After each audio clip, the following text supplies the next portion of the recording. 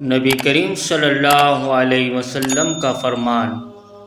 رسول اللہ صلی اللہ علیہ وسلم نے شراب کی وجہ سے 10 آدمیوں پر لعنت بھیجی، اس کے نچوڑوانے والے پر، اس کے پینے والے پر، اس کے لے جانے والے پر، اس کے منگوانے والے پر، اور جس کے لیے لے جائی جائے اس پر، اس کے پلانے والے پر اور اس کے بیچنے والے پر، اس کی قیمت کھانے والے پر، اس کو خریدنے والے پر اور جس کے لیے خریدی گئی ہو اس پر۔ سنن ترمذی، حدیث نمبر 1295۔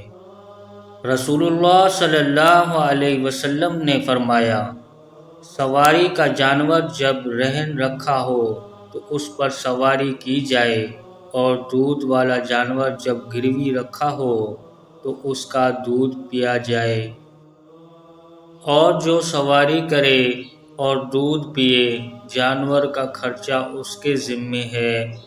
سنن ترمذی، حدیث نمبر 1254۔